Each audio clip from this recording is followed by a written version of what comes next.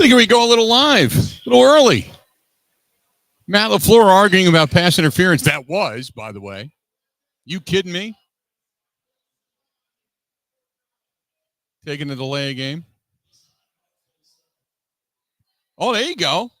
That's Matt LaFleur voicing it. That's BS. The ball was underthrown, though. 2:05 to go in the game. We're going to go live here on the network coming up here momentarily. And then I'll go into the end zone. I wanted to wheel him to bury him. Make him use the entire 2 minutes to get down the field. What a day. What a game. This was probably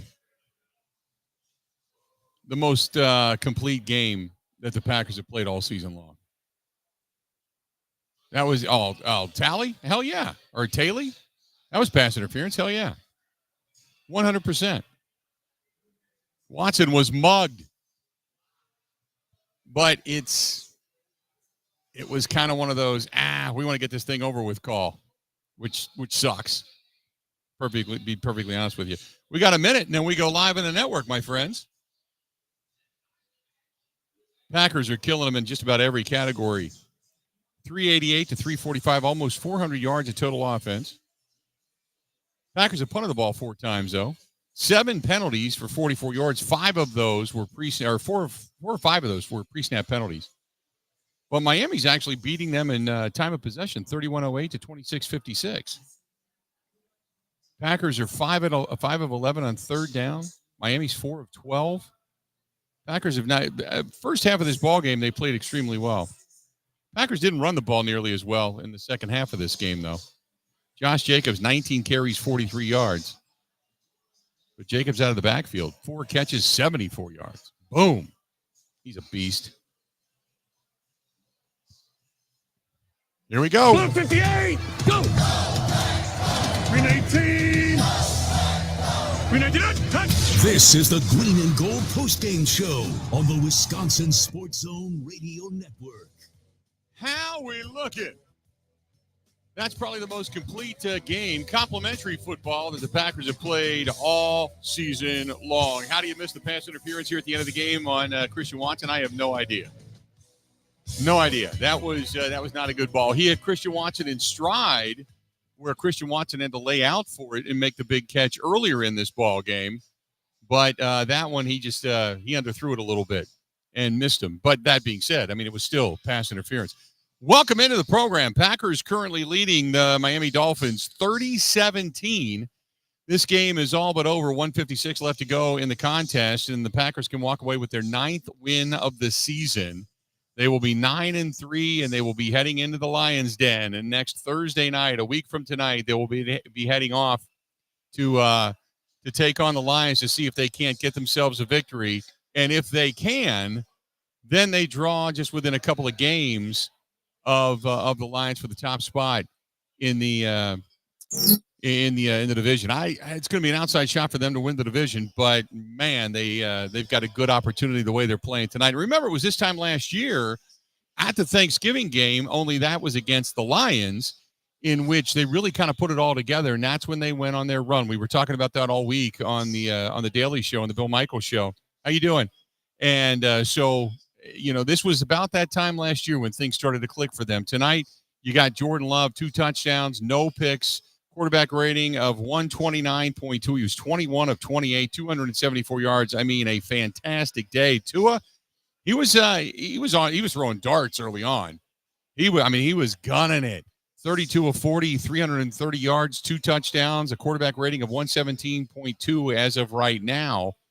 But early on, Jordan Love, I had a note here that Jordan Love at one point, he started out 0 for 2, and then he went 15 of 17, and he had 1 incomplete pass, and the only other one that was an incomplete pass was the drop by Dontavian Wicks. And then Wicks, to their credit, they come back to him. He was 5 targets tonight. He's got 4 catches. After the drop, he hasn't dropped another pass. He is 4 for 4 for 30 yards, as long as one being a 10-yard first down to move the sticks. But they went back to him. They stuck with him. Tucker Kraft and I say during the week, I said over the last 2 weeks prior to this game, He had 3 targets. That was it, 3 targets. Tonight, 7 targets, 6 catches, 78 yards, the longest being a 17-yard first down scamper, and he is the leading receiver right now for the Green Bay Packers. It's just Jacobs out of the backfield, Christian Watson, 2 catches downfield for 67 yards, the longest being that 46-yard reception. Dontavian Wicks, 4 catches, 30 yards. Reed, 3 catches, 24 yards. And then Brooks, a couple of catches for a couple of yards, for a yard out of the backfield. But probably the most complete game the Packers have played all season long. All season long.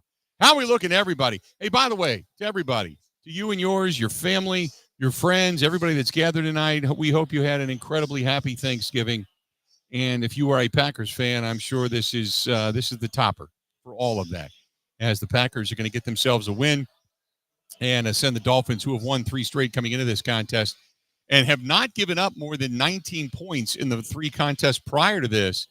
The Packers are going to go on to victory and put up 30 on them and hand them their first loss in 4 contests. So there you go.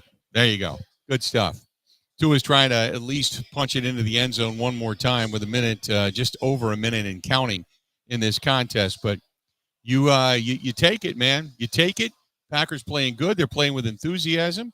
I will say the one thing. There's a couple of things tonight that drive me nuts. One is the pre-snap penalties. 5 of them tonight. How in the hell do you keep lining up in the neutral zone? That I have no idea. You had 3 neutral zone infractions, 1 offsides, and then a pre-snap penalty with Rasheed Walker. 5 pre-snap penalties tonight. You got to clean that up, because you're going to be playing in a very, very loud place next week or next Thursday night. You got to clean that up. So there you go. Cody says the Pack is exactly who I thought they were. Which is what, Cody? Which is what? They got the 11-1 Lions coming up. We all know that. Then they got to go to Seattle. But after that, you got the Saints, the Vikings, and the Bears. The Vikings, by the way, at U.S. Bank Stadium. At U.S. Bank Stadium. Happy Thanksgiving to Wisconsin Sports on the Go. It was a good day. By the way, I had taken some video, if you happen to catch it, over on the social media side of things on Facebook, Instagram, and TikTok. When the Packers came out to warm up today, pardon the pun, in 23-degree weather, they were in shorts, like just T-shirts, no sleeves, beanie cap. That's about the extent of it.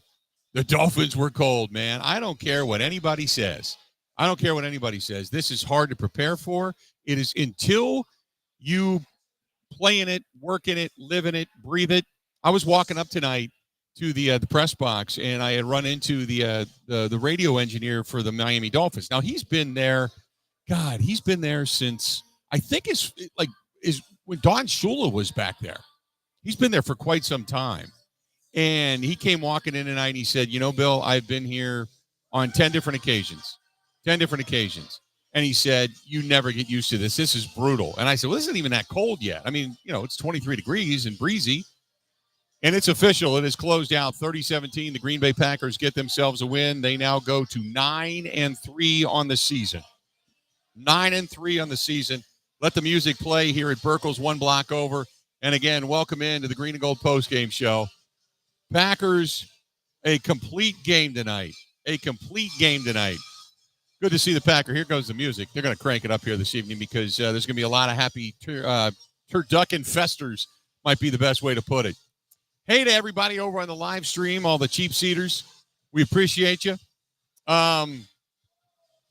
Let's see here. This one's from Albert saying, hey, we won. This is from Jason, who said a lot of mistakes, but they won easily tonight. Can this team continually overcome their mistakes? That's what we were talking about. 5 pre-snap penalties.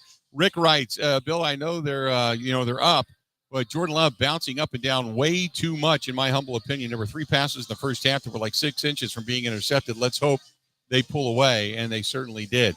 This one's from Jan. Jan says, great win. Happy Thanksgiving to everybody on your live stream. I watch it there every day. This is from Caro, by the way, listening to us down in Dallas, Texas. Packers transplant here in Dallas, Texas. All the Dallas fans are talking about making a run. The Green Bay Packers are the run right now. Is it coming? I believe so, Cairo. I believe so. I'm going to think that this is where they start to put it all together. They played pretty well on Sunday. Not great. They played pretty well tonight. They played much better on a quick turnaround. And then you've got a full week now to prepare to go into Thursday night where it's going to be warm. You're going to be on turf, which means you're going to feel faster in that dome. The only problem you're going to have to deal with, well, other than the Lions, of course, is the loudness of that dome and just an amped up Detroit Lions fan base. That's the first time ever they've been 10-1. You're going to have to deal with that. But beyond that, it's going to be fantastic. Going to be fantastic. 877-867-1670, 877-867-1670. You want to find us, please feel free to go ahead and do so. Give us a shout. You can also text us, 608-321-1670, 608-321-1670. Give us a shout. We would love to hear from you. Again, 608-321-1670. You can email me, BillMichaels@gmail.com. TheBillMichaels@gmail.com. You can listen to us on the website. Go to TheBillMichaels.com. You can find us on YouTube. Please subscribe. If you're paying attention today, please subscribe to us. Go to YouTube.com. That is YouTube.com/Bill Michaels Show. 3 words, put them all together. MICHAELS, Bill Michaels Show. You can also find us via TikTok. You can find us on Instagram. You can find us on Facebook, The Bill Michaels Show over there. You can find us on the Twitch app, on the Kick app, on LinkedIn as well. We're over on X @Bill_Michaels, @Bill_Michaels. We're going to have Mike Clemens inside the locker room. Saw Mike tonight. We broke a little bread on the Thanksgiving Day meal that we had tonight at Lambeau Field. And Mike will be joining us coming up here in the last segment of the program like he always does. We go until midnight Central Time tonight, 1 a.m. Eastern. So please stay with us all night long. Our first one out of the chute, our buddy Gerard. Gerard, happy Thanksgiving, my friend. How you doing? Happy Thanksgiving to you and yours, Bill. I thought it was, and I'm telling you, I thought it was Quay Walker's best game as a pro. Yes. So let me tell you something. During that bad game, after that bad game, somebody said something to him. And I think it was with you and we all were talking about. Your rear end belongs on the bench if you don't get it up. And I'm telling you, man, he's been on fire. This game was tremendous. But the only thing when he's playing close to the line of scrimmage, even Garrett, it was a very astute analysis that the middle is wide open down the field. Yeah. But other than that, and Ness played great. And I'm going to tell you, Kabari got another sack near the end. He played, except for that one where he was over the line. Other than that, and one time they dropped him. I hate that when they put the lineman, they drop him back. I don't like that. But other than that, he played an incredible game. Yeah. This guy's really coming on, Kabari. And I tell you what, they got a little soft, Bill. It bothered me on defense that a couple of drives. But the problem is this team has to keep the pedal to the metal because they lose a little bit when he starts to put them into zone. He has to keep them aggressive. When they're aggressive, they're real good, Bill. And I'm very proud of them. I'm telling you, I thought that, there was a couple things, like you said, the penalties are different than that. But other than that, they have to beat up on these teams. The Miamis that are soft, all these other teams that are soft. So when they get to play Detroit and everything, they got to keep that aggressive going, and they got to really pound it. I tell you what, I didn't think they have a shot at Detroit, but now I do. Yeah. You know what I mean? If they continue to play this way, they got a good shot at beating a team like Detroit, and then you got to see what happens. But they have to play aggressively, keep it up. And LaFleur, when he was interviewed at halftime, he even said that. We have to keep the aggressiveness going on. And I want to hear that constantly out of this team, and I want to see them push it. I tell you what, I can't get enough things to Quay Walker. Whoever got under his skin, man, did a hell of a job doing it. And it's tremendous. And also, 58, I thought, played a tremendous game. And I don't expect that out of these guys. And they're really bringing it up.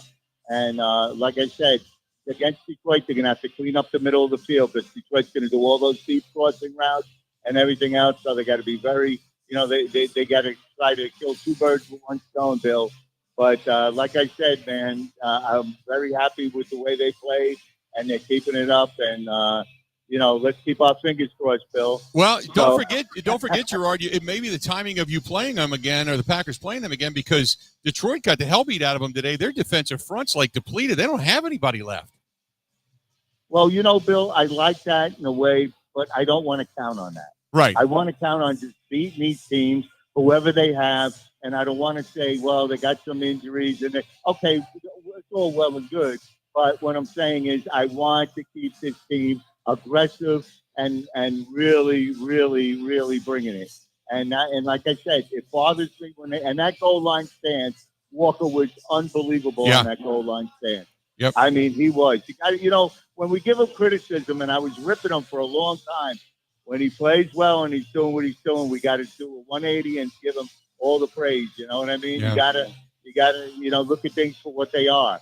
So, like I said, I'm very happy with this right now. And, they got to clean up some things, obviously. How can you keep lining up offside? I just don't understand that. That drives me nuts. I mean, you got to look down the line of scrimmage. It's just, I said dumb several times, and it's just dumb things. It really is. It's things that you have to just clean up. You cannot do that in big spots. You cannot do that. I'm talking about teams do it, but they can't do it if they want to be second and top level teams. They can't make those silly mistakes. Nope, that's what it is. Teams do them, but you got to clean that up. So, Bill, again, happy Thanksgiving, and as always, it's a privilege and honor to be on your show and everything else, and it's a tremendous show, and we all thank you for it because we never had this for years. So, thanks again, Bill. Appreciate it, pal. Thanks, Gerard. That's our guy, Gerard, calling in from Delaware. Great to talk to him. He's given that's what kind of game Quay Walker had, because he gave Quay Walker credit. I was going to give him credit. I'm going to maybe I'll hold off and wait and see what Gerard says. But Gerard gives him credit. Quay Walker had a hell of a game. Isaiah McDuffie, he had a couple of thumps tonight. I mean, some thumps tonight. One on Waddle over the middle. He thumped him. He had a thump on him. It was nice to see. That was physical football. That was we like the weather football. That was we got this football. That was fun. The injuries to the Lions.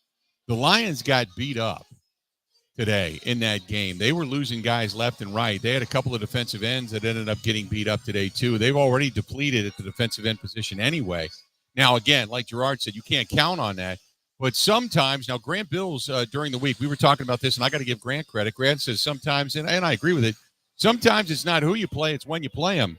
And the Packers could very well run into a depleted pass rush for the Lions, depending on how quick some of these guys can recover. And don't forget, you're kind of hoping that in this game, by the way, when you talk about weapons and pass catchers and such for Jordan Love, no Romeo Doubs in this game because of the concussion protocol.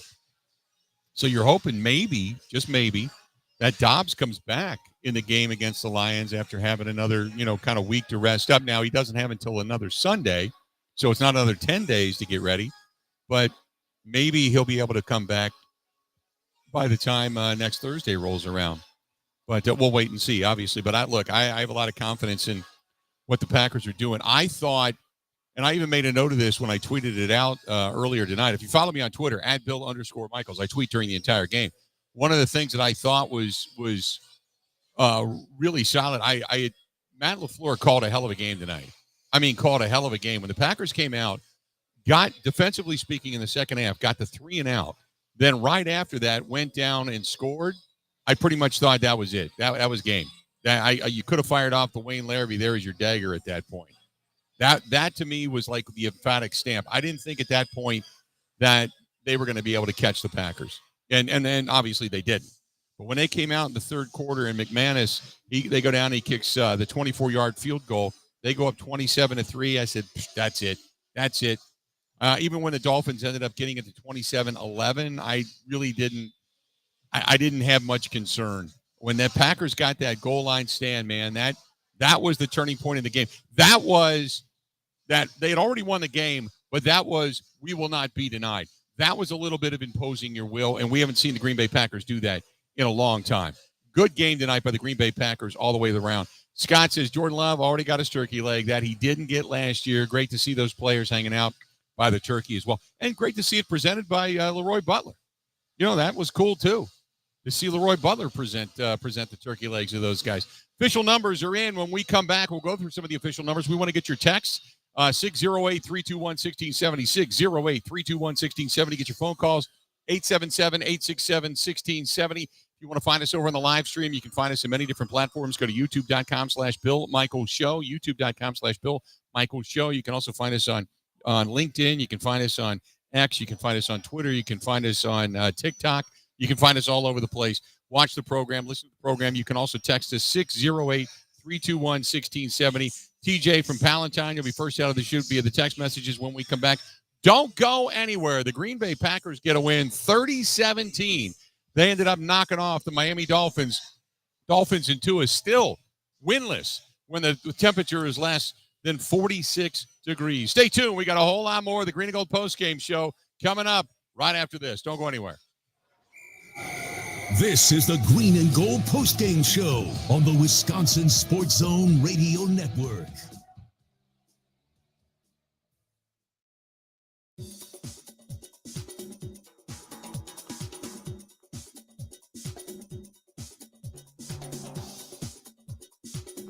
Bill Michaels will resume in 3 minutes.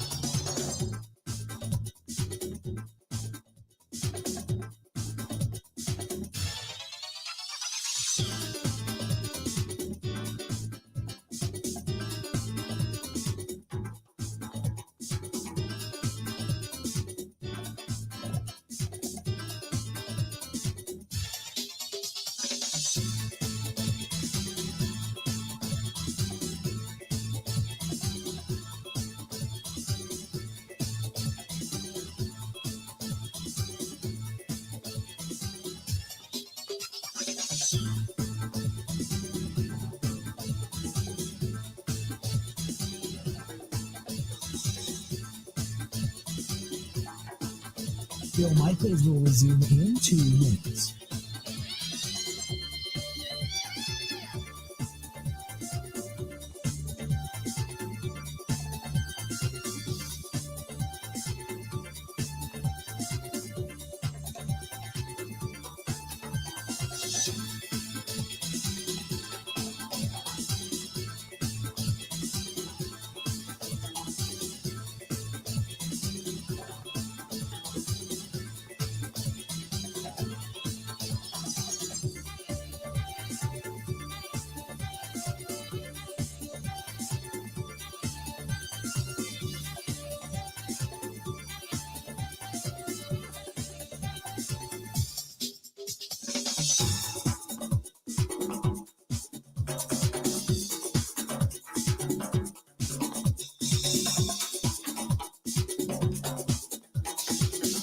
Bill Michaels will resume in 1 minute.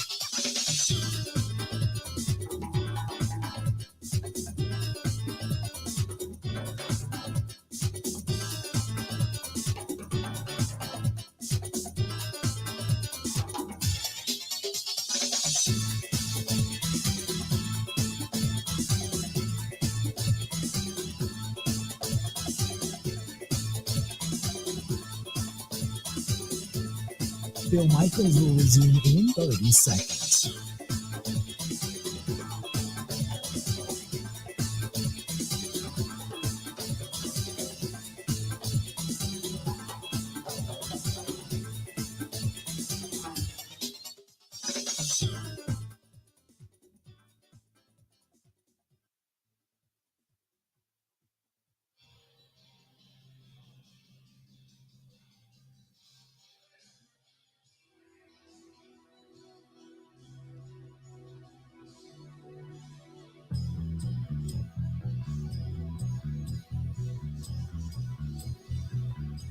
Thirty to 17, the Green Bay Packers knock off the Miami Dolphins. They go to 9-3 on the season.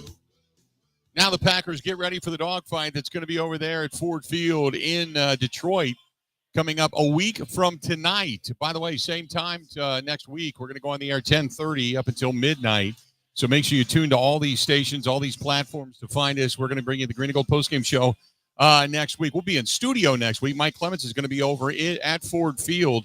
But we're going to be talking about it after the contest. Absolutely positive about that. So a couple of questions. One is off of the live stream. One, the question was, is the Is the number one seed still available? Do you think it's within reach? I do. And let me say this. Now, look, is it in reach? Yes.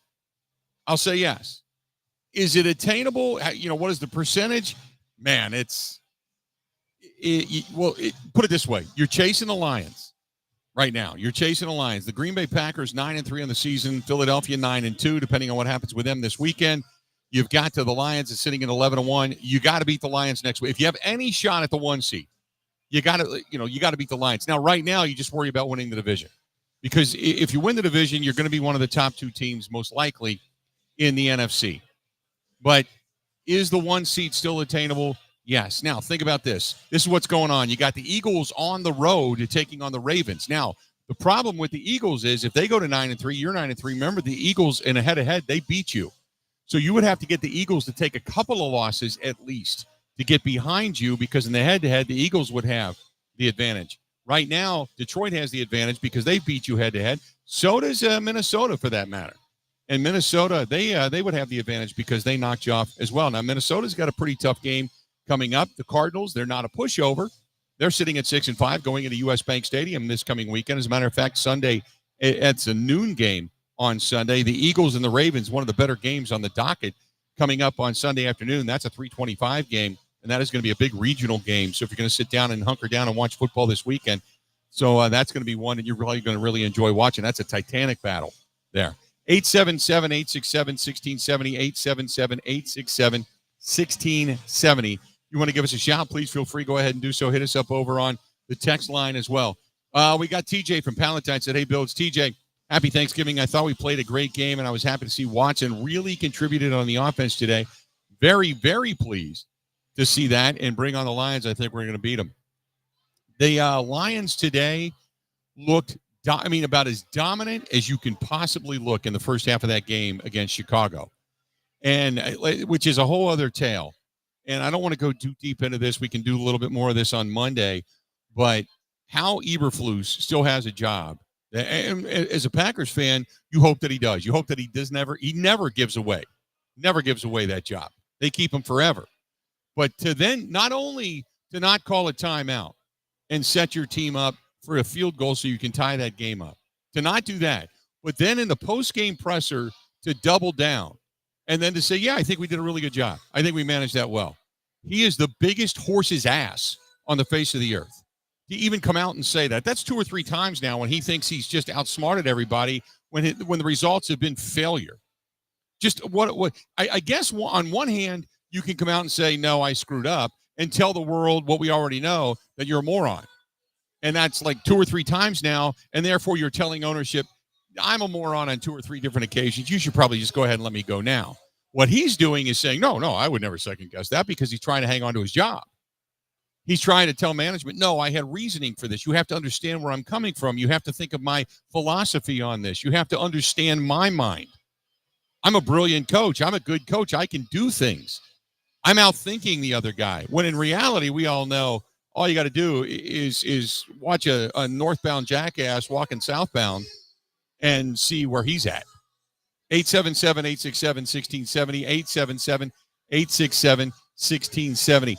Paul, I was going to mention that today. Paul over on the live stream in the cheap seats, he said Christian Watson, hell of a downfield blocker. Man, he did a couple of good jobs today. One on the Josh Jacobs pitch and catch when he took off on the downfield. Was it? I can't remember how many yards it was on the catch and run. When Jacob, I think it was 49 yards. Christian Watson, hell of a blocker downfield. Emmanuel Wilson coming downfield, picked up a block for him. Josh Jacobs going into the end zone, picked up a block for him as well. Jaden Reed picked up a block for him as well. Solid day today out of Christian Watson. Solid day. Not only did he block well downfield, he had a couple of catches for 67 yards. Big time. Let's go to Austin, listening to us in Virginia. Austin, how you doing, man? What's up? Hey, Bill. Happy Thanksgiving to you. You too. And everyone here listening. Big win. Hey, this is what we needed. Keep it moving here. I would say, again, I would echo what you said, that first half and the play calling and just the way the offense and defense was running was perfect. Yeah. Like the way I was just unbelievable how we were able to get that ball, with less than a minute left and get 3 points out of that with Right. McManus. Just the play calling was perfect on that, and just the way it was unbelievable. Yeah. I will say though, like I really want to highlight Tucker Kraft. Like, I mean, I just feel like that guy has just been around all the time.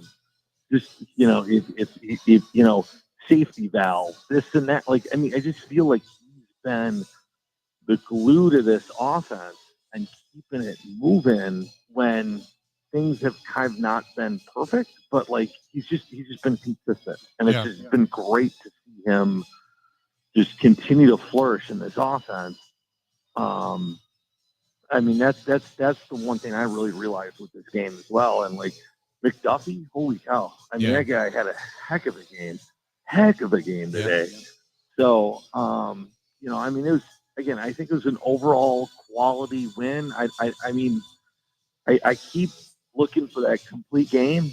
When is that complete game going to be there? This is pretty close to it. Right. And there were shades that I was kind of like, I don't know, like, what are we doing here? But it's close, and I think next week is going to be that kind of litmus test, right? And like, I think this team really needs to, like, okay, great, like, we have a Thursday game going into another Thursday game. Hey, I got to cut you short here. We got to go to a top of the hour break. I agree with you. We'll touch base back on all those topics when we come back. We've got another hour yet to go. Packers get a win 30-17. They knock off the Miami Dolphins. We got more of the Green and Gold postgame show coming up live at Berkel's one block over right after this.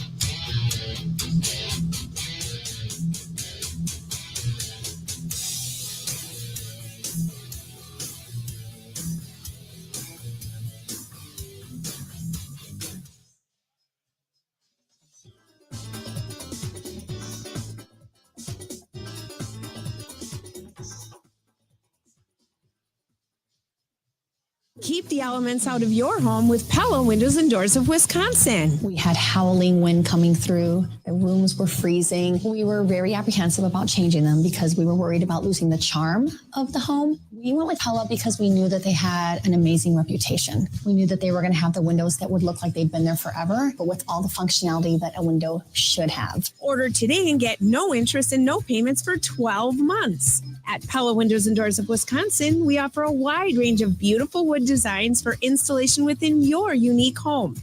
Because wood is a natural material, it can be painted, stained, or left natural to complement your unique home decor. Experience nearly endless possibilities from Pella, featuring maximum design flexibility with dramatic sizes, custom colors, finishes, profiles, product types, and more.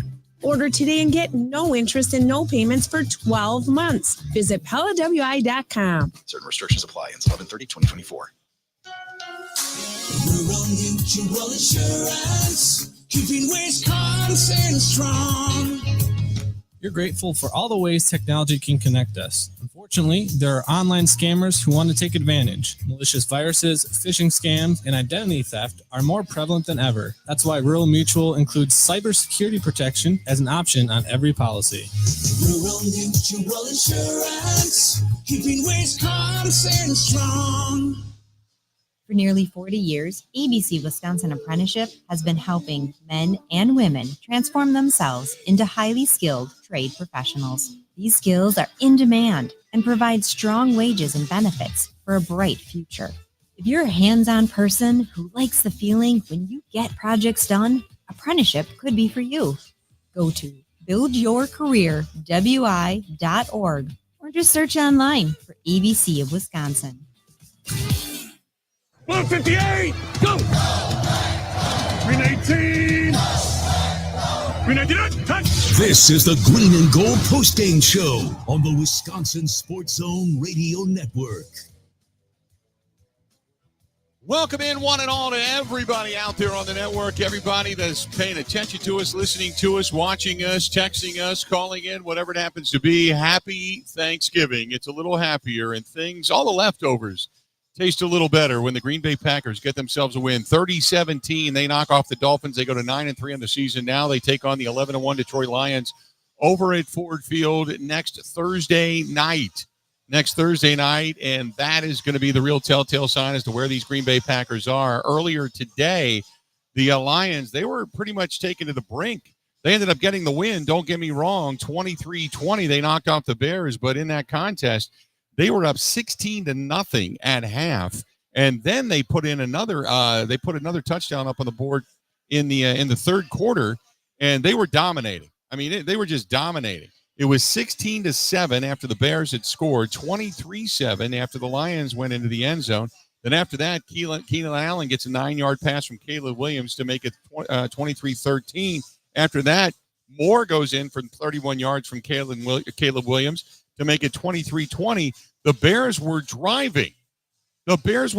Had 36 seconds on the clock, ran only one play, did not call a timeout. They ended up just kind of watching the game get frittered away. It was an amazing, flagrant act of incompetence by Matt Eberflus, the Bears head coach, who I'm surprised still at this point has not been fired. We're kind of waiting at this point to see if indeed he will be, because it was just one of the stupidest things I'd ever seen. Jared Goff in that game, 21-34, 221 yards, sacked one time, a couple of touchdowns. Montgomery goes 21 carries, 88 yards, and the Packers are going to have to stop him. Between him and Jahmyr Gibbs, 9 carries, 87 yards, ripped off a 28-yarder as well to put them in field goal range early on in the ball game. So they're going to have to really 194 yards on the ground the Lions put up on that Bears defense. Packers are going to have their work cut out for them when it comes to stopping the run. And then you got Amon-Ra St. Brown with 5 catches, 73 yards. But really, it was Laporta doing all the damage, the big tight end, 3 catches, but 6 yards. 3 catches, 6 yards. He dented the end zone twice.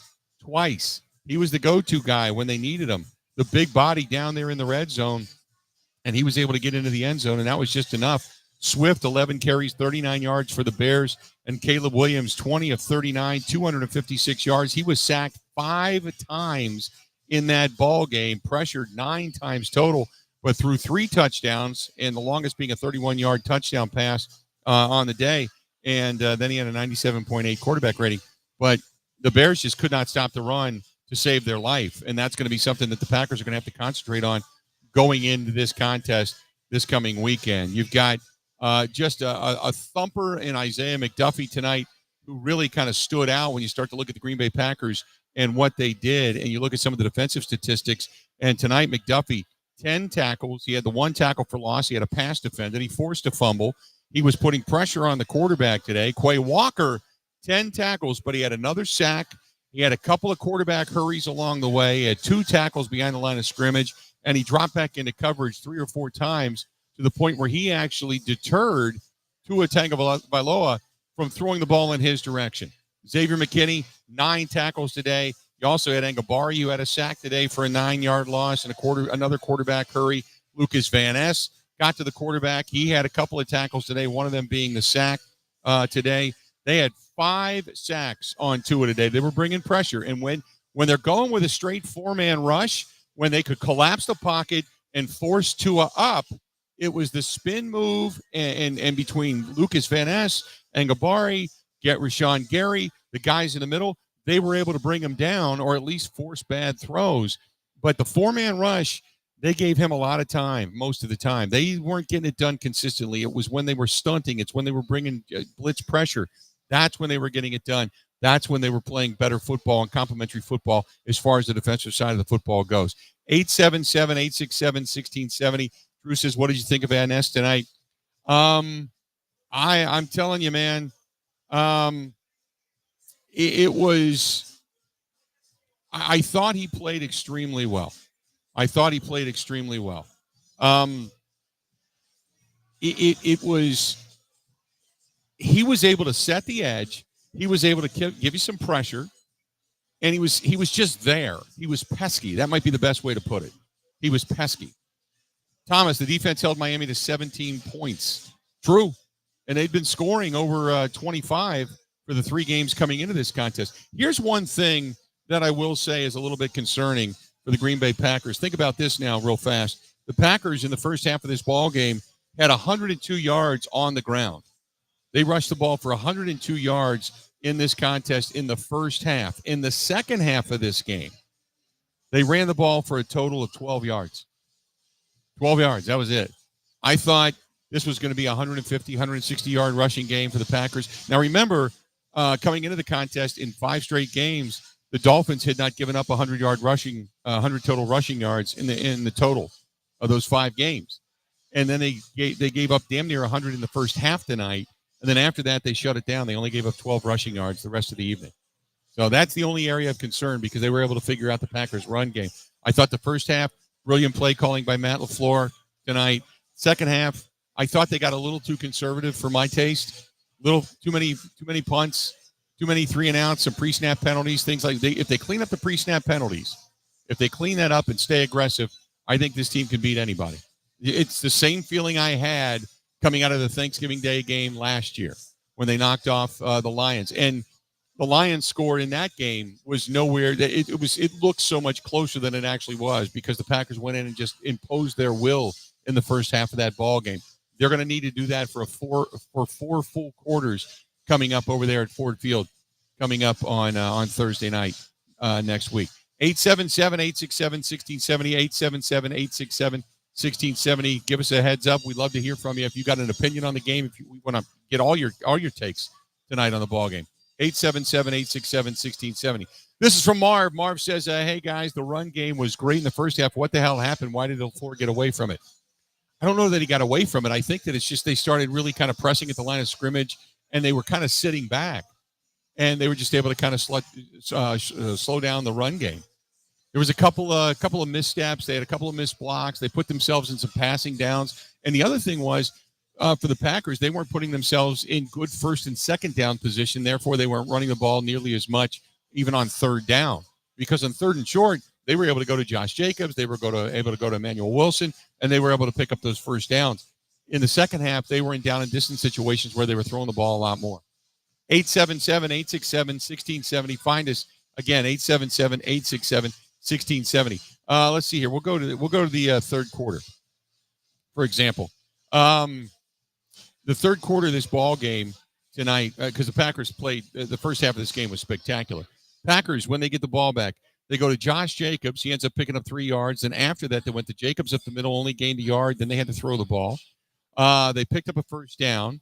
Then they started throwing the ball. They threw the ball, a short one to Josh Jacobs. Then they went to Brooks because they used Brooks a little bit more. Jordan Love then started throwing the ball to Brooks again around the outside. And then he had the short pass to Jaden Reed. They didn't run the ball. They were out of shotgun most of the time, and they weren't running the ball in that first series. Their next, because remember that Miami goes on that long series in which they ended up scoring the touchdown. They went 8 plays, 70 yards for almost 5 minutes, and they did it rather quickly. The Packers then come right back. They go 3 and out. Boom, boom, boom. They go a short. Why they went to shotgun and passing the ball, I have no idea. Because the stuff under center I loved so much in the first half of this game. But in that next series, in the third quarter, they went short, out of shotgun, short pass over to Christian Watson. That fell incomplete. The next one, Jacobs, the short pass over the middle. I don't know why they started throwing the ball. Then the next one, Josh Jacobs goes around the right end, loses a couple of yards. They stuffed him. Then you're punting the ball. They go 3 and out. Then Miami, they went on that longer drive again to the point where Tua ends up getting sacked. That's when they took a lot of time off the clock. They took it all the way down to 9 minutes and 33 seconds left to go in the fourth quarter. And the Packers then got that stop on the goal line. That, to me, was the game. That's where the game ended. Then after that, they go Jacobs with a run. He didn't get much on that one. Went for 4 yards. Then they ended up throwing a pass that was incomplete. Then they threw again. Then they threw again. Then they were in shotgun. That's when Jordan Love fumbled. And it was then considered it was not a fumble. It was reversed. Remember, because they threw the ball and they thought it was behind the line. And that was the one that was scooped up and it was ran back for a touchdown. But really it wasn't because it did go over the line. Or it was a forward pass. So then they go Josh Jacobs again. He only picks up a couple of yards. Then Jacobs goes up the middle for 3 yards on that one. They lose a couple of yards after that. And then they started throwing the ball all over the place. And then Miami had the ball. And that was pretty much the end of the ball game. Pretty much the end of the ball game. They took it down to 3 minutes. Jordan Love ran it to Josh Jacobs for a couple of yards. And Jacobs loses 3 yards. Then they threw a short pass that was down the middle, incomplete to Christian Watson. That was the one that we all thought was going to be the penalty. They got the penalty, the punt formation, the penalty on Green Bay because of the delay of game, because they were arguing about the Christian Watson pass interference call that never was called. They punted the ball away, and then Miami had it, and then they ran out the clock. They didn't run the ball very much. They got shotgun and pass happy in the second half of this ball game, and I get it because you're trying to protect your quarterback. You got to lead after the goal line stand. You figured this game's done. You don't have to worry about it. Don't run the ball the way they did. But to me, they got away from it. But you take the win. And again, it was about as complete a game as the Packers have played all season long, right? Complimentary football. But they still had things that if you fix a couple of those little things, this team becomes really, really good. I mean, I think dangerously good. So that's where the Packers are at right now. Hey, thanks to everybody over the live stream for saying hi. Drew said it kills me that we don't have a fullback blocking in a certain situation for Josh Jacobs. There's not many teams that are using fullbacks. Hate to say it, but there's not a lot of them. You know, usually it's like, look, you can do misdirection, you can do an end around, you can do they went to a 12 formation on a couple of occasions tonight where they were running a 12 package. You know, they use tight ends like fullbacks, and let's be honest, Josh Jacobs, dude's a beast. He usually 95% of the time, dude is falling forward. Dude is always picking up 2 or 3 yards. He's always picking up 2 or 3 yards. And then think about this. You're also, at some point, going to get Luke Musgrave back. You're hoping you get him back in the next couple of weeks. As the season begins to wind down, he's going to come back, hopefully, with fresh legs with that pectoral issue. And he'll become, he's a better pass catcher than he is a blocker, but then you've got another big body. Ben Sims today, other than the holding penalty, he was a big blocker today, too, when they went to that big package.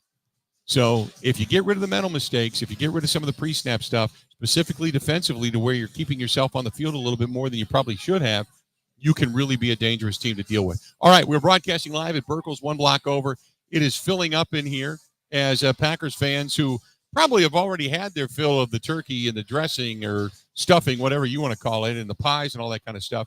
They are going to say, you know what, we're going to party a little bit tonight, celebrate this victory. Packers go to 9-3 on the season with a 30-17 win over the Miami Dolphins. We're going to go ahead and take a quick break. Stay tuned. We got a lot more of the Green and Gold Postgame Show live at Burkle's, one block over, coming up right after this. This is the Green and Gold Postgame Show on the Wisconsin Sports Zone Radio Network.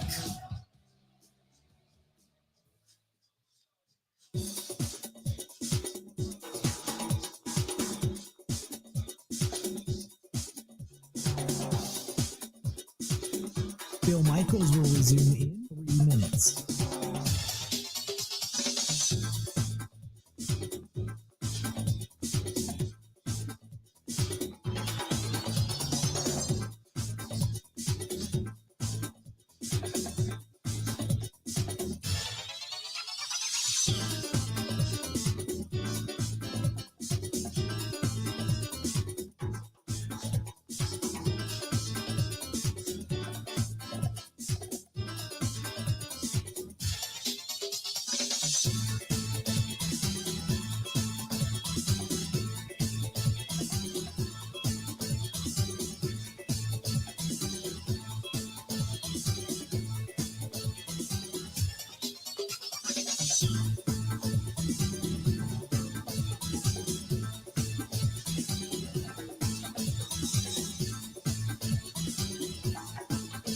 Bill Michaels will resume in 2 minutes.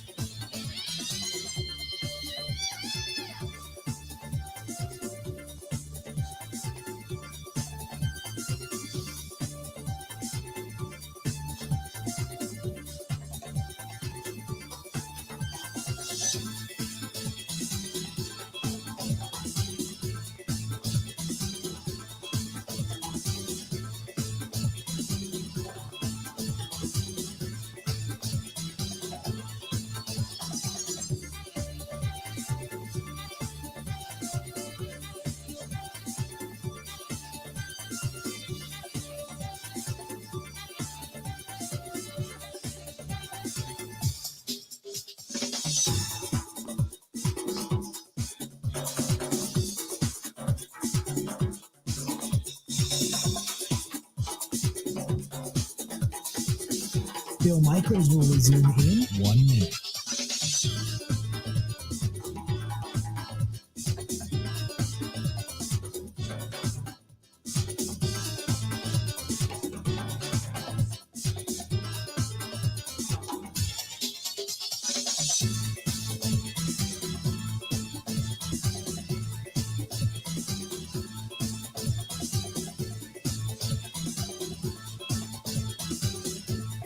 Bill Michaels will resume in 30 seconds.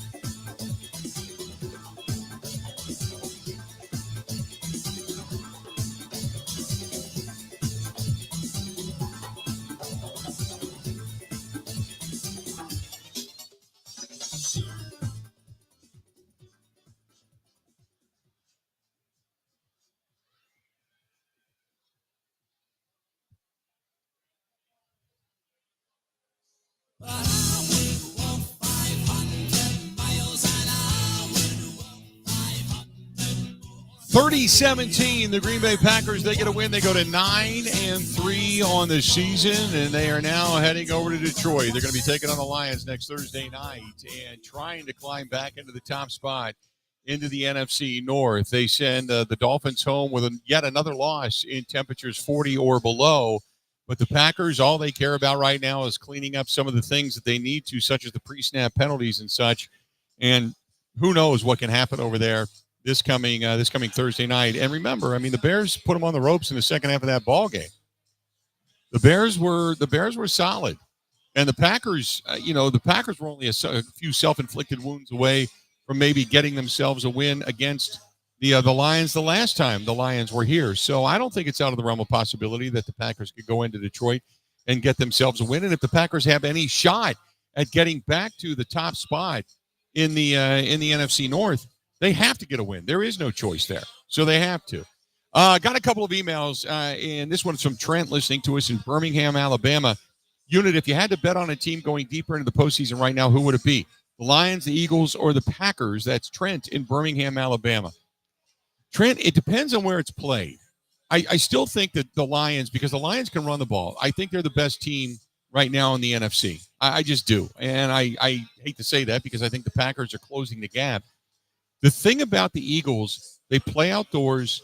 Saquon Barkley has been an unbelievable godsend, and he has kind of given that organization a reinvigoration, if you will. They were 10-1 last year when the wheels fell off, and it looked like at one point this season they were at the tipping point with Nick Sirianni, their head coach, and then it all came together. After the bye, it kind of all came together, and now they're just rolling. They got a big one coming up on Sunday afternoon against the Ravens. If they win that game, I might say that maybe the Eagles might be the best team right now in the NFC, but it's hard because just for the fact that I've seen the Lions and they've got a little bit of fallibility, especially that they're getting all banged up right now. So all three of these teams can run the ball. If you're looking for a common factor, a common denominator in these three teams, they all can run the ball, and the Packers and Eagles both play outdoors. So when you get into the January, and that's the reason the Lions, they want to make sure that they get that home field advantage and that first-round bye. If you get that NFC Championship game to go through Detroit and they get you in that dome, in that home environment, in that loud noisemaker, they're going to be a team that's going to be really tough to beat. But if they have to go outdoors, it may be different. It may be different. The fact that the Eagles have Saquon Barkley, you got Jahmyr Gibbs and Montgomery over there in Detroit, and then obviously Josh Jacobs, and you're going to get Marshawn Lloyd back at some point, to be able to kind of be another one. You got Brooks, you got Emmanuel Wilson. You've got, kind of a quadfecta, if you will, of running backs when Marshawn Lloyd's ready to come back. All three of these teams can run the football. I'd probably say, though, that right now, if I had to choose, I'm going to say the Lions are probably built a little bit better to go deeper into the postseason. Just my thought. Here's another. Oh, my God, this is our buddy Graham. Graham, listening to in Glasgow, Scotland, says, Unit, happy Thanksgiving. Scotland loves you over here. I'm coming to Green Bay for the Packers-Bears game. We're coming to see you and can't wait. I have a good feeling about this team. Tell me this. Is LaFleur the coach of the year?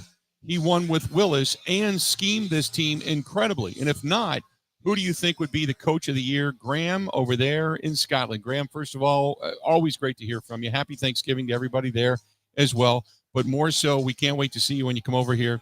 And thanks so much for listening to us over there in Scotland. The coach of the year right now, oh, man.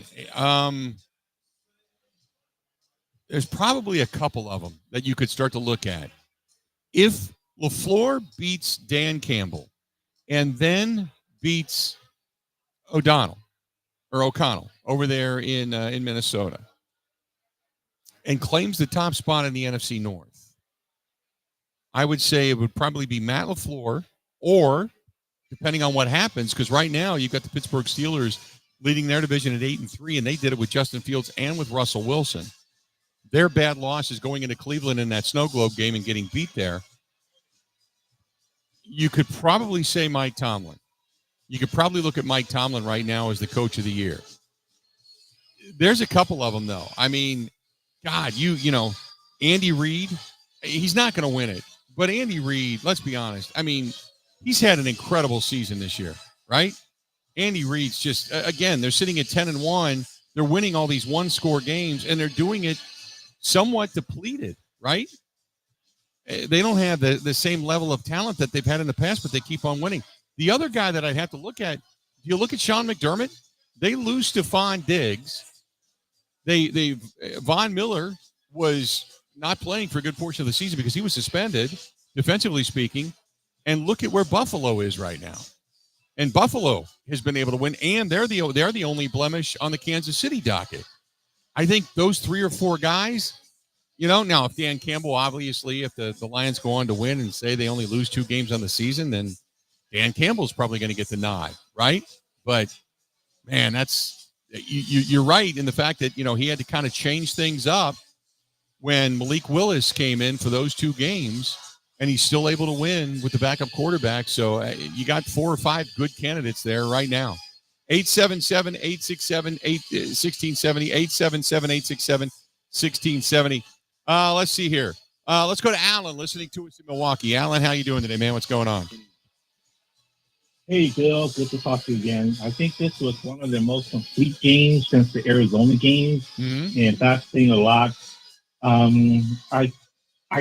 The problem with the Packers is, like you say, the pre-start penalties, and that's especially concerning on defense. I mean, how much is 1 or 2 inches going to matter? I want these defensive linemen to please just stay off. Get out of the neutral zone. There's no point in getting 1 inch or 2 inch, and you're going to give up 5 yards. Okay. Yeah. I don't know everything that Jeff Hadley has done has been so amazing, but this has just got to stop. This has got to stop. It's becoming a trend. So that is my only bad. On the positive side, I love that Jordan threw that pass to Christian Watson, but if he just leads Christian a little bit, the pass interference doesn't even matter because Jordan beat that guy off the line of scrimmage. The guy was like about 3 yards behind, and Jordan did not throw that ball that far enough. And so don't let the refs decide the game. You know, you throw a perfect strike, and the refs can't do anything about it. Yeah, no, and I agree. My final positive point is that this has got to be maybe a deciding point in the Packers defense when they did that goal line defense, because I do not remember when I have seen them. I mean, under Joe Barry, I never expect that. Maybe under Jeff or under Mike Pettin, or maybe even going far back to Don Capers. And that's my question for you. Do you remember when the Packers defense has done that type of a amazing goal line stand? And that was just all effort. Yeah. That has nothing to do with anything else but effort. And they just denied them. So I was very happy with this win, and I think that we're on the right track. And I hope that they win next week. Yeah. But if they don't, I think it's not the end of the world. And you have a very, very happy Thanksgiving. Thanks, pal. Appreciate it. I can't remember I mean, some of these goal line stands, they kind of bleed together. I can't remember something that was that goal line stand was, I'm not going to say that was the one that won the game, but that pretty much, that was the final, nail in the coffin, so to speak. If you want to be the Wayne Larrivee side of things, you can say that was your dagger. But it's been a while where you kind of felt like last week against Sunday against the 49ers, you felt the momentum go away and you needed a big stop. And then sure enough, you get the ball tipped off of Deebo Samuel's fingers. It goes into Xavier McKinney's arms. He goes back down the sideline, takes it into the 49er territory. And you're like, there it is. That's your momentum swing. Packers get the points. And then after that, they never look back. That was what they needed. Today, this is what they needed. You kind of felt like, okay, if the Dolphins would have punched it in there and picked up the 2-point conversion, you start to bite your fingernails a little bit going, oh, man, is this thing starting to slip away? And then they get that big stop. So yeah, it's that was pretty significant, in my opinion. That was pretty significant. Let's see here. Hey, by the way, statistically speaking, you've got Jordan Love. This was a note. Jordan Love, for Pro Football Focus, says on throws of 10-plus yards down the field, he was 10 of 10, 213 yards. He had one big-time throw and one touchdown today. He was perfect on downfield balls today. 10 of 10 on 10-yard-plus throws. The only one that really wasn't was the Christian Watson throw. The Christian Watson. Now, the Jaden Reed throw early on in that ball game, he had Jaden Reed and wide open on that first one today. That very first pass he threw had him wide open. He just way overthrew him. I thought that maybe he might be able to hit him there. He had another one today where he ended up checking down and going to Tucker Kraft. And going to Tucker Kraft's always a good move. But at that point in time, he wasn't looking at Dontavian Wicks. Dontavian Wicks could have put up a table. He could have served Thanksgiving dinner to his friends and family. He was that wide open, and he just didn't see him. Didn't see him any further. He was like behind Tucker Kraft, but about 30 yards downfield. He took the check down, which is fine because he ended up picking up the first down, and the drive continued. But that was one that he missed, too, because I was in the press. I mean, there was a couple of us like, oh, my God. They just completely lost track of Dontavian Wicks. All right, let's do this. We're going to go ahead and take a quick break. Everybody's over on the live stream. You're great. We appreciate it. And a lot of people, kind of walking through the door, and this place is now jam-packed on a Thanksgiving night as the Packers going to win 30-17. They knock off the Miami Dolphins. They go to 9-3 on the season. Stay tuned. More of the Green and Gold postgame show coming up next. This is the Green and Gold postgame show on the Wisconsin Sports Zone Radio Network.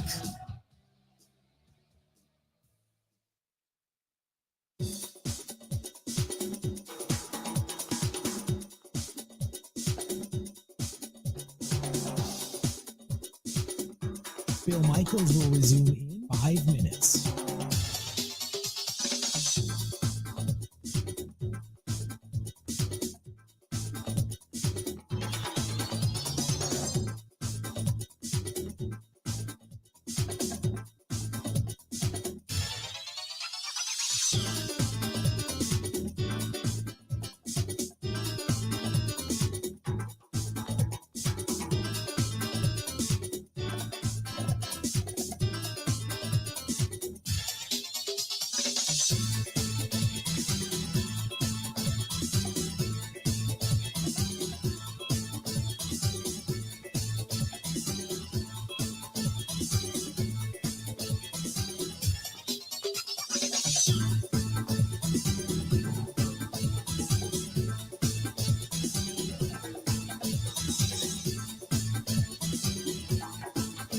Bill Michaels will resume in 4 minutes.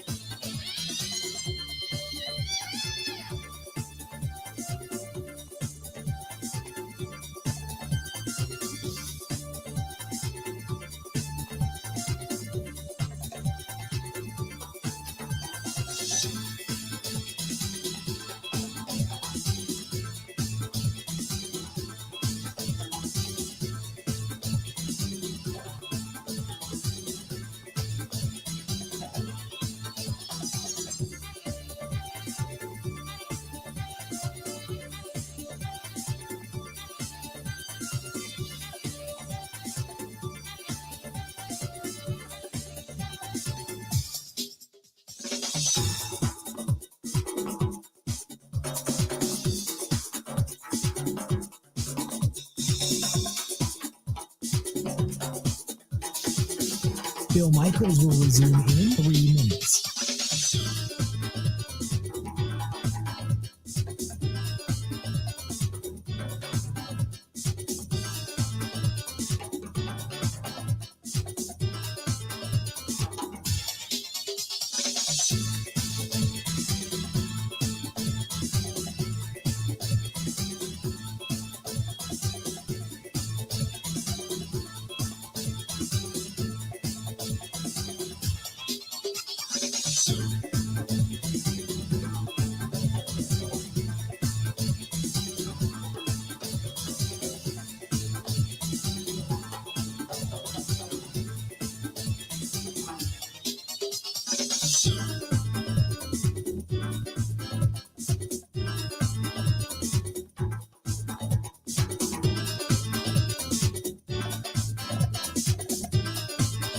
Bill Michaels will resume in 2 minutes.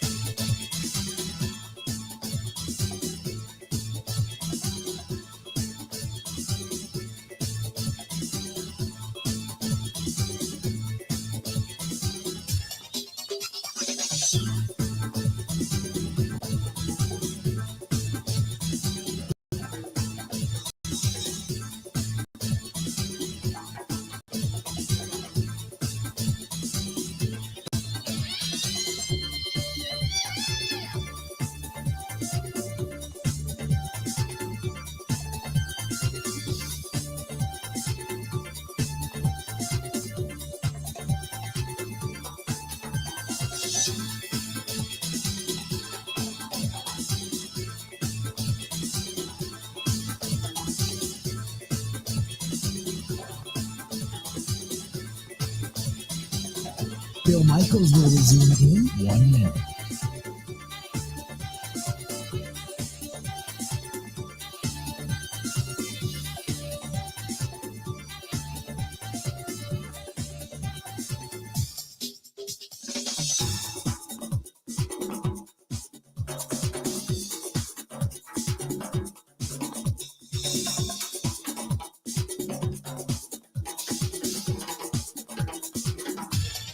Bill Michaels will resume in 30 seconds.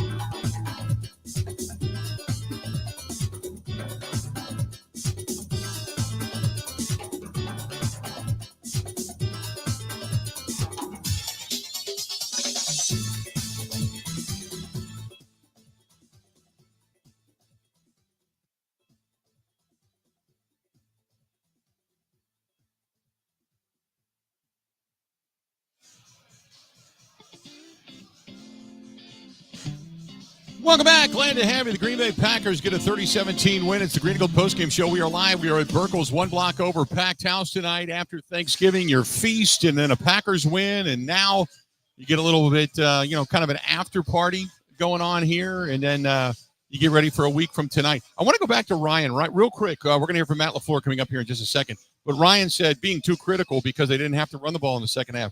Just the opposite, Ryan.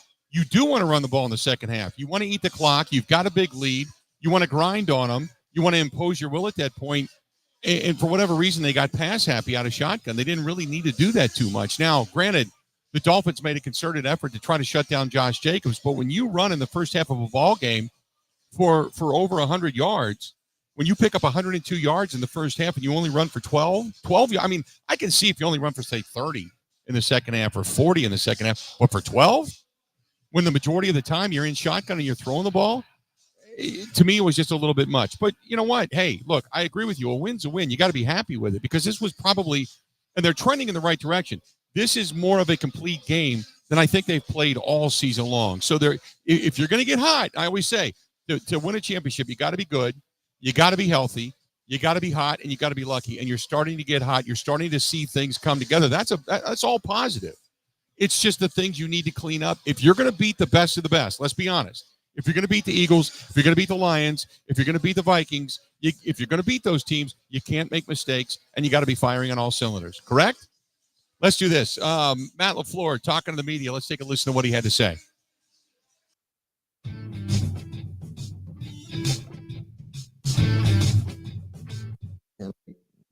Premier team in the National Football League, and we're going to have to play our best to have an opportunity to beat them. Since you mentioned Detroit, how do you feel like you're in a better spot now than you were a month ago, just based on your current level of play? Yeah, I think just, the one thing that stands out to me is just we're being physical in every phase of football, and I think that's going to do us well. I think that gives you a chance each and every week, and it shows up all over the tape, whether it's our linebackers hitting people, whether it's up front, our receivers blocking. I can't say enough about how the job that Wicks does out there, and the physicality that when you get it from the skill positions, it changes the complexion of your team. Obviously, Josh Jacobs has been huge. He just continues to run really hard. Tucker Kraft, I can't say enough great things about him, his ability to get downhill, and he's a tough guy to tackle. So, really in every phase of the game, I think our guys are being extremely physical, and that's something we can hang our hat on. You said you're going to have to play your best to beat the Lions. I'm curious, do you think, I know you're not playing perfect football, and I'm sure there's things you're not happy about, but do you think you're playing your best football of the year at this point based on what you've done the last couple of weeks? Yeah, I'd say so. I think Miami's a really good football team. And, you know, it's a National Football League. Everybody's going to have their moments. I think our ability to jump out to a big lead obviously was instrumental, but I was really proud of our defense. They have a second goal on the 1 yard line, and to be able to hold them out of the end zone there, that was a critical moment in the game. About that defense, you got contributions from everybody on that front four. It's probably been a while since you've been able to say that. What does that mean for that unit being effective if you're getting it from those guys up front? That's huge. I think the only thing that I would say that we got to do a much better job on is we got to make sure we line up on sides. It feels like it's Groundhog Day. It's been too many games in a row now. So it wasn't perfect, but I do like the intentionality is there in terms of just playing with our hands, playing physical, coming off the ball. We just got to be a little bit smarter and make sure we're checking with the officials so we don't line up in the neutral zone. And then, you know, just being a little bit more disciplined in terms of when we get off the football. What do you think allowed the defense to make that stop? Because it seemed like, you know, Miami's moving, they got the defense on the heels, but then they rise up in a big moment there. Yeah, I think just, you know, our guys were playing physical and, you know, made a couple plays there. They tried to run a keeper with out of the gun, and Keyshawn was kind of all over it. And we got good penetration on that 4th down play and got the sack. So I think our guys they did their job. What do you think of Love's decision-making since the bye? And was that something that you guys during that time talked about, or do you think that's something that he just thought about as? I would tell you the thing that we stress the most is just playing with good fundamentals and reading with your feet. And I think he's done it in practice. He's been very conscious of doing that. I think Tom does a great job with our quarterbacks and just making sure that giving them the coaching points that they need. But it's ultimately up to the player to take it. And I think he's taken it to heart, and he works extremely hard. And I think he's playing his best ball right now. I really do. I think he's done a great job of taking what's there, taking the checkdowns when they're there, or taking the shots when they're there. And he's moving around the pocket, I think, really well. I think our O-line's doing a pretty good job, but when it's not perfect up front, he's able to buy time or get out of harm's way and get rid of the football. And that's critical for us. Matt, you faced some pretty good running backs these past couple of weeks. 30 carries for 83 yards combined over the past 2 weeks allowed. What's been the difference in your run defense? Well, that's a great question. I just think it all starts up front in terms of being able to set edges. Anytime in the run game you can get penetration and get some knockback, it makes it extremely difficult on offenses. And we're getting a lot of hats to the football. And that's what I see is I see a physical brand of football where guys are running to the ball, and, you know, we're not missing a ton of tackles. Guys are doing their job. The difference from Quay these past 2 weeks? Oh yeah, Quay's been playing his best ball. I don't think that anybody would dispute that. I think he's playing. He's got a better feel for what we're asking him to do. I think Anthony Campanelli does a hell of a job with our backers. And I think really all collectively, our linebackers are playing pretty well right now. And you saw it not only in the run game with Quay, but, you know, when we're bringing him on blitzes, he's extremely effective at setting some picks and then getting pressure on the quarterback himself. So I'm really happy with where he's at and where he's a resilient dude, and he's very, very critical of himself. And he's hard on himself. And sometimes you got to help, pick him up, because he's a really talented football player. And I think his best ball's in front of him. Hey, Matt, I think Josh had 9 carries for 30 yards and a touchdown in the first quarter. He finishes with only 43 yards. But what does what do those carries do for you, even if they're not gaining as much yardage as you're hoping for? Well, he's so physical and he's making people miss. And there were some, there were some bad calls in terms of the run game for me. And there were moments where we didn't block it the right way. So we whiffed on a couple blocks. But I thought what do you have, 74 yards in the passing game? You had that critical reception on the check down for 49 yards that put us in scoring position. So I thought all in all, his contributions were certainly felt. I asked you a bunch of times early in the year about the red zone offense struggling. So what have you liked here the last few weeks in that regard? That we're scoring touchdowns. Made that possible, though. We're not killing ourselves with too many negative plays, although we did have one where we're, at the half-yard line, and whether, we had an opportunity, we can't do that. And I talked to Elton about it, and because that was a real decision to make. I still think we probably would have kicked it just with the score being what it was at that point. But, we can't take ourselves out of opportunities like we did in that situation. What did you think of the early game sequence where you get Keyshawn's return, then you have to punt, and they muff it, and you get the ball there, and you get the time? What did you kind of feel about that? I didn't like how we started offensively. We get a false start on second down, and then we took a shot, and we just missed the throw. I think Jordan had to step up pretty hard. He was pretty much running up in the pocket, and we just missed it.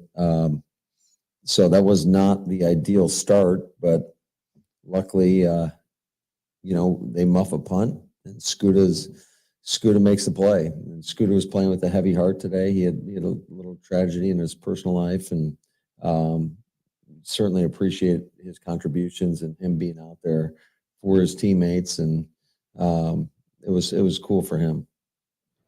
Do you treat this upcoming week like a normal week with everything up 3 days, or do you give them extra time off? What are you going to do there? It's a pretty normal week. I do think that we got to be conscious of just the amount of football we played in the last 5 days. 2 physical games. So we'll adapt the schedule a little bit. I'm going to give the guys that are not going to see us tomorrow. They still got to come in and get their treatment and their workout, and then they'll be off on, Saturday, and then we'll be back in on Sunday, and we're going to treat that like a Wednesday. It's just whether or not we treat that more as a walkthrough, or that's probably the way I'm leaning, just in terms of, I think, how physical we've been playing, and then we'll get back on a normal Thursday, Friday schedule, which I don't even know what that day is right now, before we go to Detroit on Wednesday. What does it mean for your passing game when you can check it down to Tucker, you can check it down to Josh, and those little 1-yard passes become a whole bunch of yards because opens up a lot of stuff. Those are leaky yards, and nobody wants to give up those. But both those guys are so physical, and they're tough to bring down. And then when you do bring them down, you feel them. So Tuck's an animal. I think you'd all agree with that. Both him and Josh. And it's not just those two guys. I think really, I just love the mentality of our football team. Our guys, they strain for one another. They fight, they block, and they try to inflict pain, which as a coach, you'd love to see. There you go. That was Matt LaFleur at the podium just a little bit ago. Let's do this. We're going to take a quick break. We're going to come back. Mike Clemens live over at Lambeau Field. Packers get a win 30-17. Stay tuned. We got more after this. This is the Green and Gold Postgame Show on the Wisconsin Sports Zone Radio Network.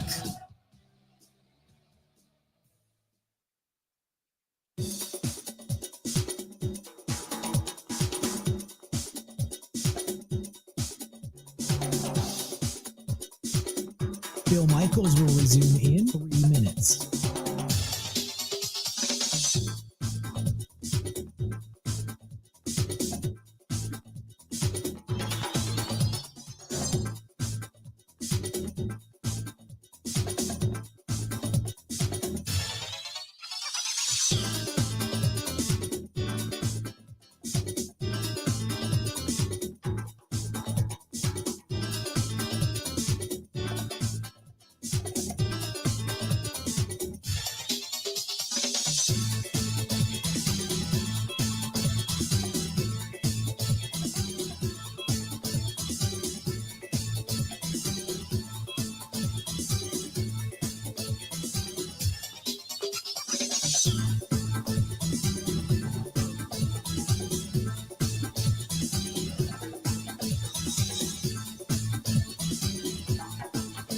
Bill Michaels will resume in 2 minutes.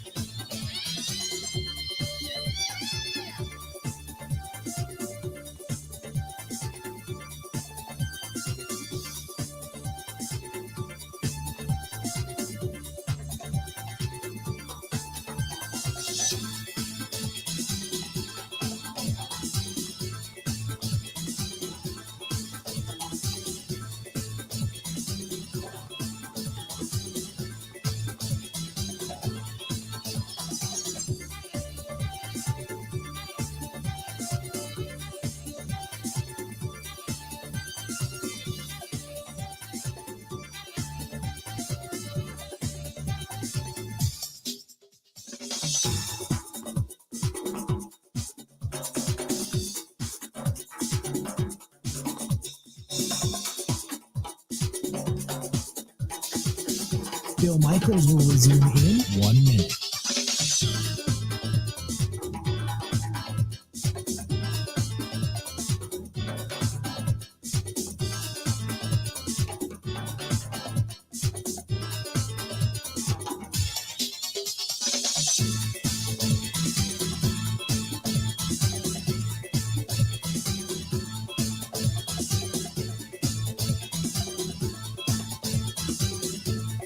Bill Michaels will resume in 30 seconds.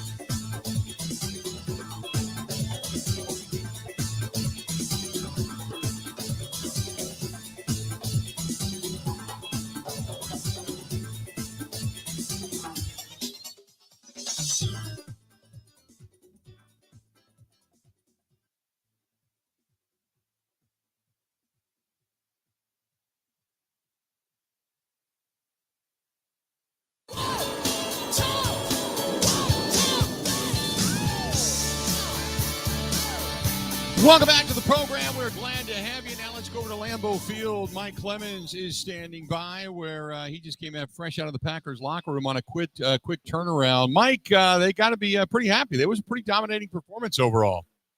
Yeah, the guy who didn't talk so much tonight was Josh Jacobs. You know why? 19 carries, 43 yards. He only averaged 2.3 yards per carry, and that's because, as advertised, that Dolphins defensive front is pretty good, and they filled the gaps. And yet, when you talk to Jordan Love, and he had a good night, man. Yeah. Jordan Love with a quarterback rating of 129.2, 28 attempts, 21 completions, 274 yards in the air, 2 touchdown passes to Jaden Reed. Jordan Love says, you know what?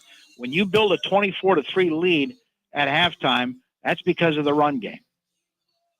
Starts up front with the O-line, creating those lanes for the running backs to get through there. The backs are doing a great job just making guys miss. And then I think just the scheme we have, the plays we're dialing up that Steno and Matter are dialing up are, top tier. So, I think it goes all around, but, you get their tight ends in there blocking, receivers blocking, but everybody's just doing their part and, letting this thing go. Mike, Matt LaFleur, this game was a physical game. I listened to a little bit of what he had to say afterwards, and, this team is starting to kind of come together, but the physicality they're playing with is really impressive. Particularly on defense, Bill, your defensive line. Look, you got Lucas Van Ness with a sack again there in the first half. Kenny Clark coming up with a quarterback sack in the second half. And, holding off their run game. That passing game was all over. So Matt LaFleur was asked, hey, are you finally seeing some quarterback pressure from your defensive front four? That's huge. I think the only thing that I would say that we got to do a much better job on is we got to make sure we line up on sides. It feels like it's Groundhog Day. It's been too many games in a row now. It wasn't perfect, but I do like the intentionality is there in terms of just playing with our hands, playing physical, coming off the ball. We just got to be a little bit smarter and make sure we're checking with the officials so we don't line up in the neutral zone, and then, just being a little bit more disciplined in terms of when we get off the football. Mike, and he's right. I mean, it's one of the things that we kind of talked about. I mean, if they clean up a few things, this team becomes a really complimentary football team with not a lot of warts, and it continues to trend in the right directions. And, even tonight, Christian Watson, it's amazing because you and I look at each other and say, The one that was right over his shoulder in the bucket the other day, he didn't come up with. But, man, that one he laid out for tonight, what an impressive catch. Yeah, and then in the receiving end, I mean, the Tucker Kraft, very reliable at tight end, coming out on short passes and 6 receptions for 78 yards. Jaden Reed with a couple of great touchdown plays, and he always seems to have these spectacular wide open plays. And Christian Watson, beating the coverage. And the one time though, he should have had a third catch, and clearly that was pass interference when the guy was all over his helmet, and why that wasn't called. Watson made a catch down the right sideline in the third quarter that was just spectacular, one-handed. And then Reed did that later in this cold temperatures as well. So I talked to Christian, and he said, you guys seem to be, taking that next step. You're on your hot streak now in terms of your passing game. What's making the difference? And he said, I'll tell you, it's the threat of Josh Jacobs coming out of the backfield like he has the last 3 weeks, the running game that's helping us downfield. Oh, it does a lot. I mean, it's huge. It's a big part of our offense, being able to open things up with the run game. And I mean, we got dudes back there, especially number 8 that can, make a play at any time. So I mean, it's all 11 when it comes down to run, and making sure we're blocking on the outside because Josh is bound to break one at any time, and then obviously that helps us, in other scenarios where they think runs come in, they load the box, and we're able to get it out to the perimeter. Mike, one of the things that we talked about, if you want to get into the positives of this game, Quay Walker and the way he's been playing the last few weeks specifically. I mean, I know that Matt LaFleur alluded to it in the postgame presser, but you just look at the way he's played. It's like maybe he listened and there was like this sense of self-pride where he was just not going to be denied because he has really stepped up his game. They're using him on blitzes. They're using him a little bit different, even in pass coverage, and the hits that he's had and the tackling that he's had have been so much better. These might be the best couple of games he's had as a Packer. I also think, Bill, he's looking over his shoulder. Edgerrin Cooper's coming on, right, in terms of his play. Now, he's out with a hamstring injury tonight. Isaiah McDuffie got back on the field despite an ankle injury and had a good night as well. But here's the thing about Quay Walker. He had a game against the Bears that was pathetic coming out of the bye. And then the following week had a very good performance against the 49ers at Jeff Hafley, and we played that on the show the other day. He said, I think that's the best performance I've seen from Quay Walker yet. And you know something? You can go 3 weeks and not be able to get an interview with Quay. And the reason is he's overwhelmed. He's mentally overwhelmed. As athletic as he is, and going on to his second and third year and all that, he's still a little mentally overwhelmed. Doesn't have the confidence to make some of these plays. And so we asked him about answering the Dolphins' short, quick passing attack, the ball coming out of his hands, and even though you'd see these running backs or slot guys wide open in the flats, he would knew where the play was. He would pursue and bring them down with a sure tackle. And we talked to Quay Walker just a minute or two ago. We just had a game plan. We just knew what it was for him. You get the ball out in like 2.5 seconds, so the ball is coming out fast. He pretty much go to his read, and anytime if it's not there, you're going back to away from him, whatever the case may be. And we just kind of knew what to expect, man. Just continue to play, just allow my confidence to continue to grow. Like I said, don't do no thinking, just play. Whenever I see it, just go. Still a lot I can be better at, still a lot I can get better at, but that's pretty much it. Mike, so it's kind of a quick turnaround, so to speak, even though it's a week away. I guess they're going to treat this like a week. So tomorrow is their Monday, and then Saturday would be their Tuesday. They're kind of their off day, and then Wednesday or Sunday is their Wednesday, and then they get ready for the week in that accord, correct? Yeah, and I'm so excited about that. I don't get a day off, man. We're going to be talking to LaFleur tomorrow. We'll have some interviews the day after, and then it'll be back to 3 days of practice and getting ready for the Lions at Ford Field. But this team feels an awful lot better after the way that they've performed against the 49ers and tonight against the Dolphins team, even in the cold. And there's even a player like that, like Quay Walker, like maybe it's starting to click in a little bit in terms of what he sees in the formations and his anticipation, and he can rely a little bit more on his instincts when he's playing. Mike, real quick, in like 30 seconds, last year was this time when they went into the Ford Field and they looked like a complete team, and then they went on the roll. Do you get the sense that things are starting to click? Yeah, I think things are clicking for Green Bay, but after watching the Lions again today, the Lions are playing better than they were at this time last year. I mean, they are executing on all three phases at a new, higher level. and they are going to be a tough out next week at Ford Field. No doubt. Mike, great stuff, buddy. We'll talk to you on Monday, okay? Thank you, Bill. Happy Thanksgiving, everyone. You too. Thanks, pal. There you go. That's the great Mike Clemens. That's going to do it to everybody. We want to say, we want to wish everybody, all of you, a very, very happy Thanksgiving. We appreciate you being here. Appreciate you on the live stream over there in the cheap seats. And we appreciate you hanging out with us so late on a Thursday night, on a Thanksgiving night. One more time before a crowd of 77,599 on hand to see it. It was the Green Bay Packers 30 and the Miami Dolphins 17. We'll talk to you again on Monday. Enjoy your weekend.